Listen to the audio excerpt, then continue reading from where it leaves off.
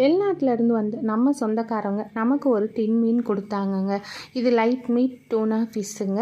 நம்ம ஊர் சூற மீன் தாங்க வெளிநாட்டில் டூனா ஃபிஷ்ஷுன்னு விற்கிறாங்க. இது நல்லா பதப்படுத்தி கூடவே எண்ணெய் உப்பு எல்லாம் சேர்த்துருப்பாங்க. அதனால் நம்ம சமைக்கிறப்ப கொஞ்சமாக உப்பு சேர்த்தா போதும். எப்படி செய்கிறதுன்னு பார்க்கலாம் வாங்க. ஸ்டவ்வில் வானல் வச்சு 2 டேபிள் ஸ்பூன் கடலை எண்ணெய் சேர்த்துக்கோங்க. கூடவே 5 பல் பூண்டை பொடிசாக வெட்டி சேர்த்துட்டு காரத்துக்கு 2 பச்சை மிளகாய் எடுத்து நல்லா பொன்னிறமாக வறுத்து எடுத்துக்கலாம். ஒரு பெரிய சைஸு பெரிய வெங்காயத்தை பொடி பொடியாக வெட்டி சேர்த்து கொஞ்சமாக உப்பு சேர்த்து நல்லா வதக்கி விடுங்க. 1/4 ஸ்பூன் இஞ்சி பூண்டு பேஸ்ட், 2 மீடியம் சைஸ் தக்காளி எடுத்து வெட்டி வெங்காயம் தக்காளி இஞ்சி பூண்டு பேஸ்ட் எல்லாம் நல்லா வதங்கட்டும்.